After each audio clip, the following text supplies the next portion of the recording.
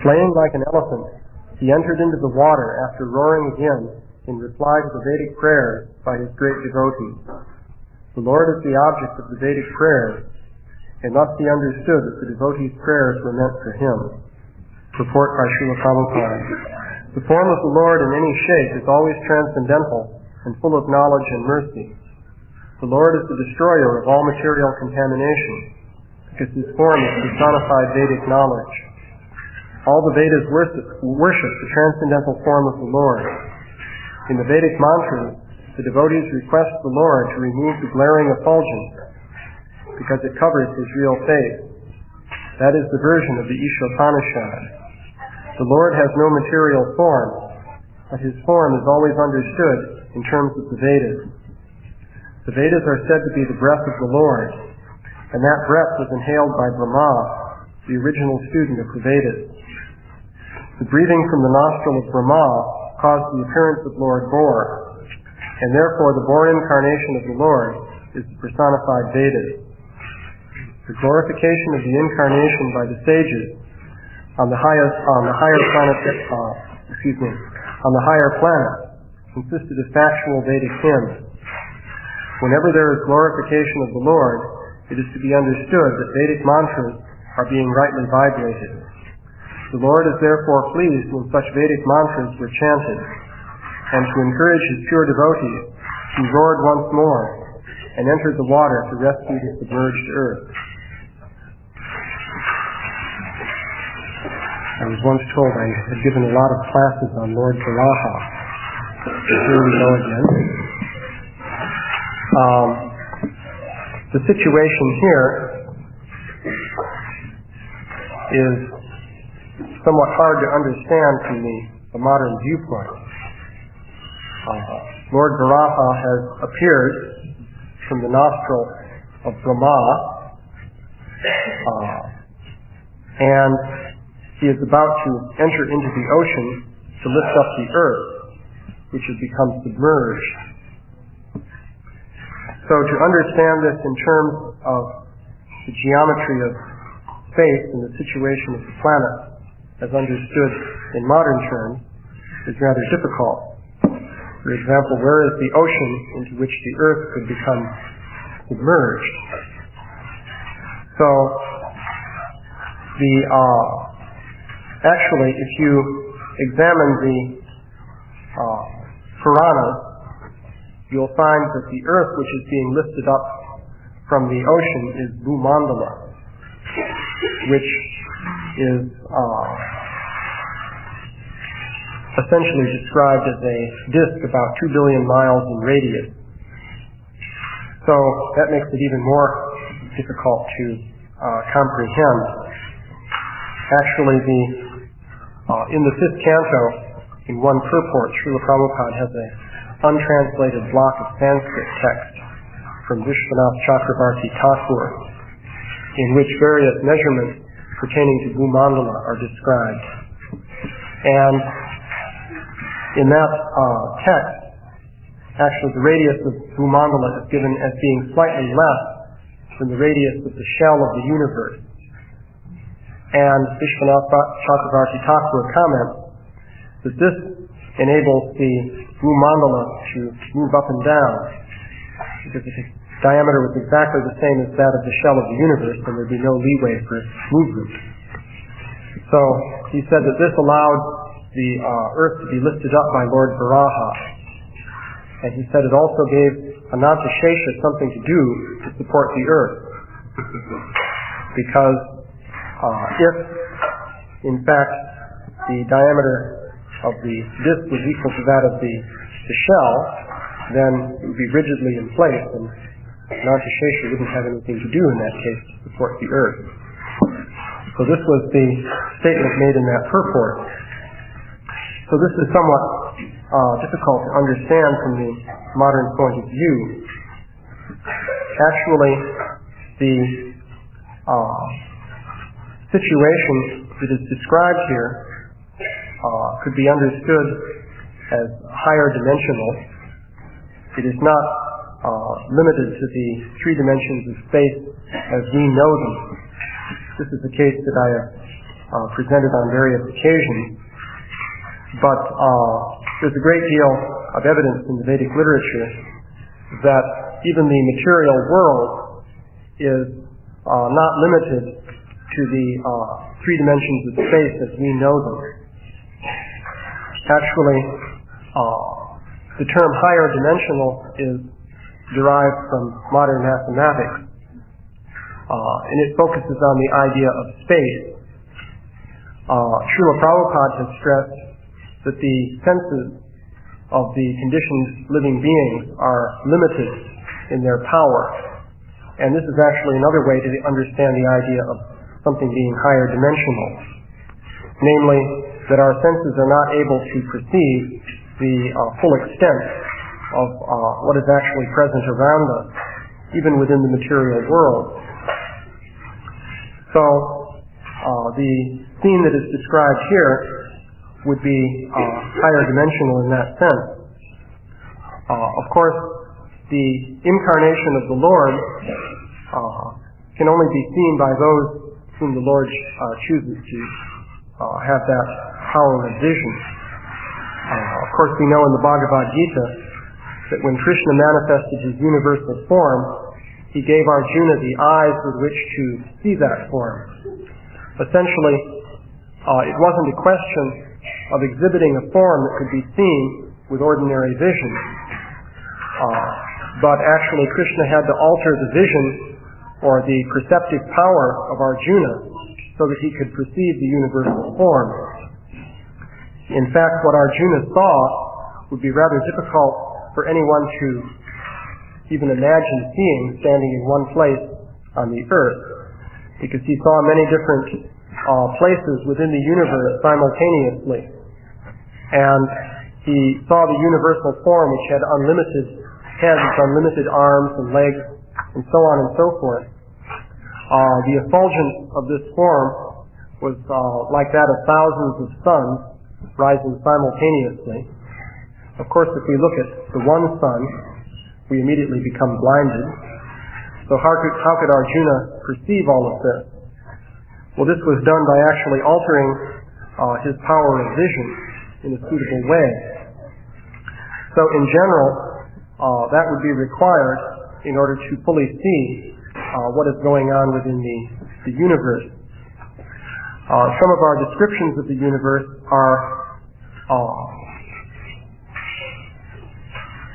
let's say, somewhat simplified in that various things are represented in one model which actually cannot be directly seen from a given perspective. One example would be the standard picture of Garbhodakashayi Vishnu laying on Ananta Shesha with the stem of the lotus flower coming out of his navel. Then there's the lotus flower, and you see Brahma sitting on the lotus flower. So this is all presented in one picture. But we know that when Brahma awoke to consciousness at the beginning of the creation of the universe, he wanted to find out his origin, and he reasoned that since he had emerged from the lotus flower, that the origin must lie at the root of the stem of that flower. So he tried to follow the stem downward using the power of his senses, but he was unable to find where the stem originated. Now, when we look at the paintings, it's very easy to see where the stem originated, but Brahma couldn't see it. So that shows that the painting is presenting a simplified version for the sake of our understanding. Actually, Brahma, it is said, explored the stem, and he reached the limit of his time. He wasn't able to trace out where the stem originated. So then he heard these two syllables, tapa, being vibrated. And because of intelligence, probably inherited from his previous existence, he understood what that meant. And he began to meditate on the lotus flower. And ultimately, when the Lord was pleased with him, he had the vision of Lord Vishnu. But by the power of his senses up to that time, it wasn't possible for him to see Garbhodakashayi Vishnu. So, in this case, Lord Varaha has appeared from the nostril of Brahma, and he directly witnessed this. Initially, Lord Varaha appeared in a very small form, suitable for the size of Brahma's nostril. Of course, that may not be exactly small. And then Lord Varaha expanded to immense size. So, this process of expansion, by the way, is interesting. This is one of the siddhis, known as Mahima Siddhi. There are two related siddhis, Mahima and Anima Siddhi, which are the power of expansion and contraction. So, these play a very frequent role in the Vedic literature. And it's interesting to note that the scale on which the demigods are carrying out their activities is much larger than the scale of the world here on the earth.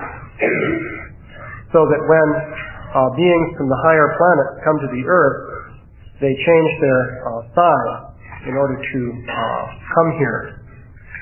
So there's a natural process of expansion and contraction that takes place. So that's another aspect of the universe that's described in the Vedic literature. Perhaps the ultimate example of this process would be the occasion in which Krishna and Arjuna traveled through the shells of the universe to meet Mahavishnu. So Mahavishnu is on a much greater scale of size even than this entire universe. But Krishna and Arjuna were able to speak with him. So they must have been on a comparable scale when they were doing that. So that means that when they traveled to see Mahavishnu, they had to expand to a very large degree, and then again contract when they came back. But this is a standard feature in the Vedic literature. So, in the purport, Śrīla Prabhupāda refers to the fact that in the Vedic mantras, devotees request the Lord to remove the glaring effulgence because it covers his real face. This is actually text 15 in the Ishopanishad. So, this is an interesting statement. There's a school of thought which holds that actually this glaring effulgence of the Brahma Jyoti is in fact the ultimate supreme entity, or God. And according to this concept, if you can remove the covering provided by the material energy and see this Brahma Jyoti, then you've actually seen God. But in the Ishopanishad it is saying that the prayer is given to the Lord to please remove the glaring effulgence so that I can see your face. So the understanding of the impersonal school of thought is actually limited. It is a fact that the manifestation of the material energy is in effect blocking our vision of the Brahma Jyoti. But then the Brahma Jyoti itself, if we could see it, would be blocking our vision of Krishna. So there are many different levels of perception. So it's also stated here that Lord Varaha is the personified Vedas. And there's a whole series of verses elsewhere describing how different parts of the body of Lord Varaha correspond to different Vedic sacrifices and so forth. So this is interesting. Let's see.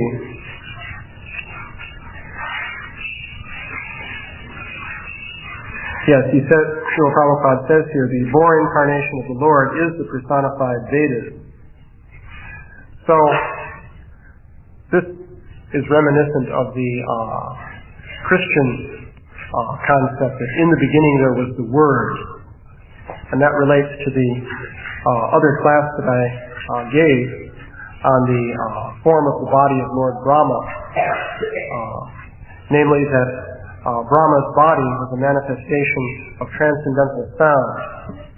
There's a verse describing the different parts of Lord Brahma's body in terms of different aspects of sound vibration, such as the different letters of the Sanskrit alphabet and the notes of music and so forth.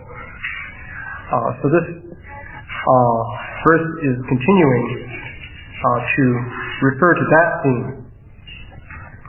This is interesting in the sense that the creation of the material world can be thought of in terms of information.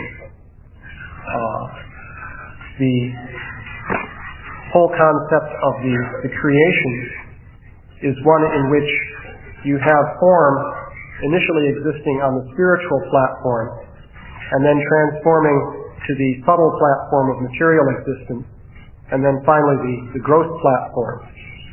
And the common feature tying together all these different aspects of form would be information. For example, these material bodies are basically simulations, you might say, of ultimately the spiritual body. They're made by putting together different material atoms into different combinations. But the pattern of combination is the essential thing. The atoms themselves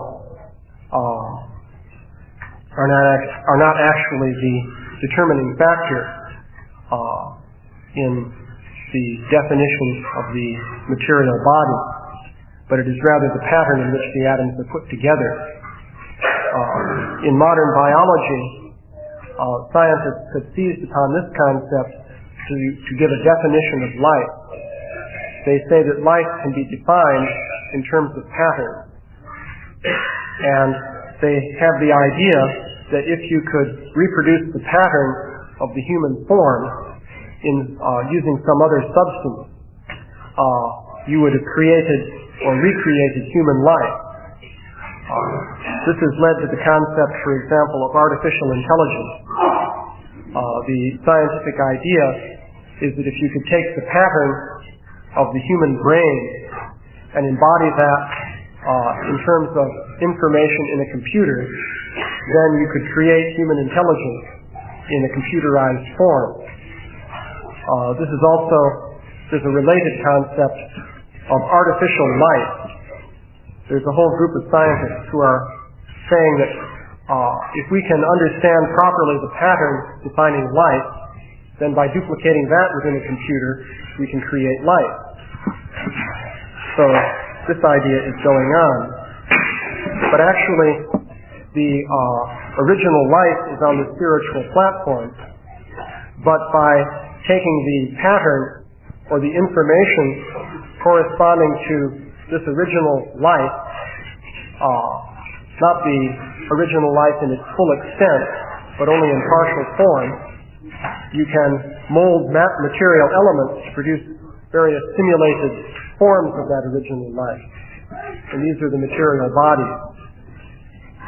So this is, in effect, a transformation of information from the original spiritual form to a simulated external form. And so in that sense, this idea of information is a useful theme for understanding the idea of creation in the Vedic literature. So, those are a few observations. Are there any comments or questions? Merle? Bhumandala slips down to the ocean. Mm-hmm. Now, Bhumandala, there are other planes parallel to Bhumandala. Yeah. Like that must be where Brahma and the others are watching over so they're playing their cards. Right. So aren't there some things that are lower? Yes. So then how did Shumanboy get by those planes to slip into the ocean? Well, one can speculate that maybe they slipped even deeper. That's a possibility, I suppose. I haven't seen a definite reference to that. There's a serious discussion of rasa tala in a later verse here. Let's see. Where was that? Oh yeah, rasayam. This is text 30. It is stated that Śrīla Prabhupāda says in the purport, the word rasayam, which is used in this verse, is sometimes interpreted to mean rasa tala, the lowest planetary system, but that is not applicable in this connection according to Vishwanath Chakravarti Thakur.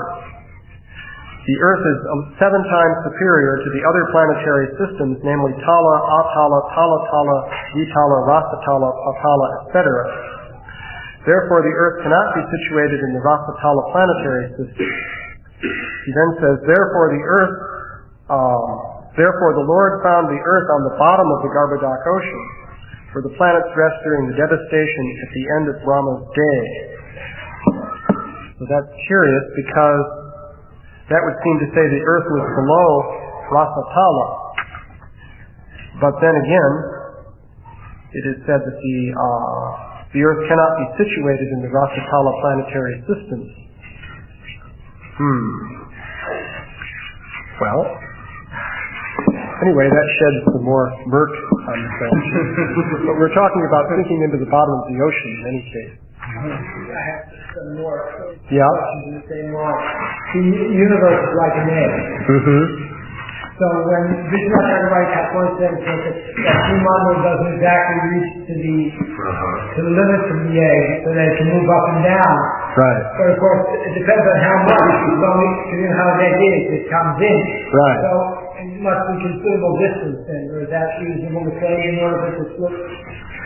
Well, as a matter of fact, in connection with what I just read about the Earth being on the bottom of the Garbhodak ocean, according to that model, it can only slip down to a certain distance. We could calculate how much. I don't have the figure right offhand. But actually, it's not a very large gap. I forget the figure. But a fairly small gap. But of course, the distance by which the Earth could slip down would be much larger if you consider describing the edge of the sphere and moving in slightly and then moving down. But that would seem to be a limitation. And the final question in the same regard is, now the shape holds up the Kumbandara, right? Yeah. Where was he when you were split? Well, maybe he decided, okay, now I'm going to relax my hold and let it slip. I suppose that's possible. Yeah? In regards to the patterns of information, you described that they originate on the spiritual plane somewhere, where the scientists are trying to duplicate or manipulate or life. Yeah. So, in a qualitative sense, isn't that energy, or those information patterns, actually, from our point of view anyway, subjective, so in some sense. So in order to manipulate those forms of duplication, they have to subject themselves to someone in order to push their energy. Well, they're trying to duplicate the patterns of information. Basically because they would like to take the position of being in control of life.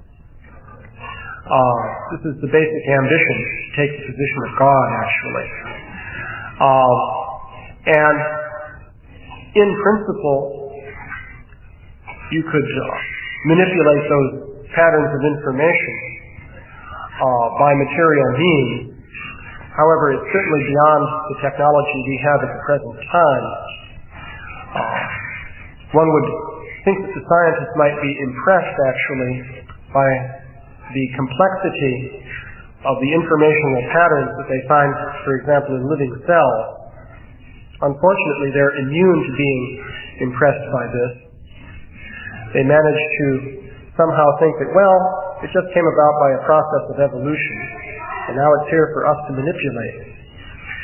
But actually within one living cell, the machinery that is present there is beyond anything that has ever been built by humans in any form. And the chances that we'll be able to duplicate that very soon are quite slim. And yet a living cell is also smaller than any mechanism that human beings have built. Of course, the whole trend with computers is to make microprocessors smaller and smaller. But no one can yet equal a single bacterium in terms of organization of matter. So they're trying to imitate what Krishna did, but they have a long way to go. It seems to me that there has to be a certain subjective state of consciousness in order for you to receive those patterns of information. How can they, unless they have some subjective consciousness, how can they perceive those patterns? How do they perceive it? Well, primarily in modern science they're using chemistry in different forms. And you can learn something about the structure of molecules through chemistry.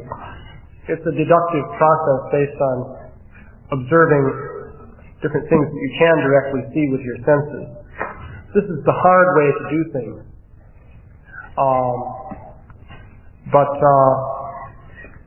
Of course, this point about subjective consciousness is relevant because Krishna's way of doing things would be to directly create a mental image which would embody in detail all the information in its patterned form.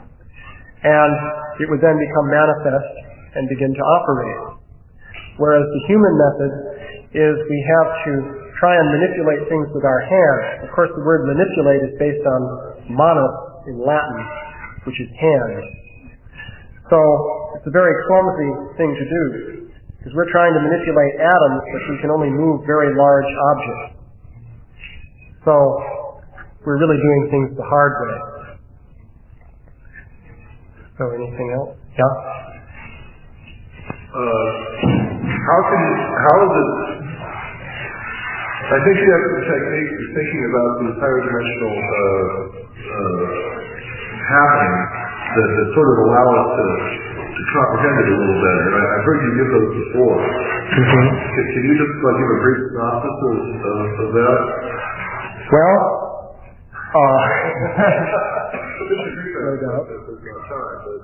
yeah. Well, basically, a lot can be said about this whole idea of higher dimensions. I've occasionally given some illustrations from Vedic literature to shed some light on this. I'll just mention briefly one example which is kind of interesting, namely the general phenomenon of beings with many heads or arms.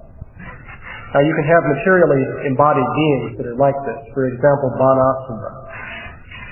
It is described that he had 1,000 arms. So I assume that means that there were 500 from each shoulder.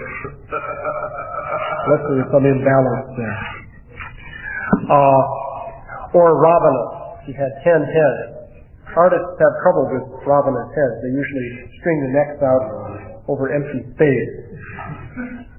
But you can explain how these arrangements could be structured using higher dimensional space. For example, if you go to 4-dimensional space, you could describe a torso with 2 arms coming out of one shoulder.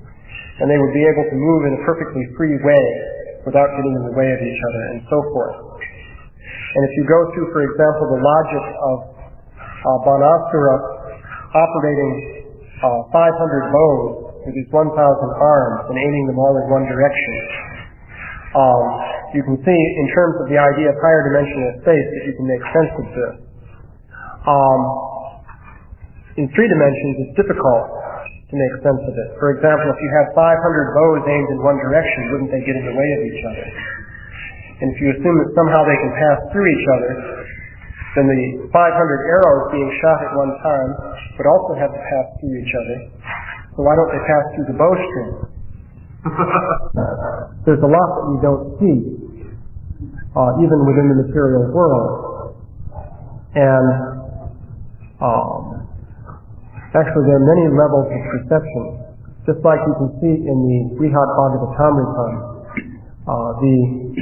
when the Gopakumara goes to different higher planetary systems, you can see that at each planetary system you can't see the planetary system that is higher, at least in the normal state of perception.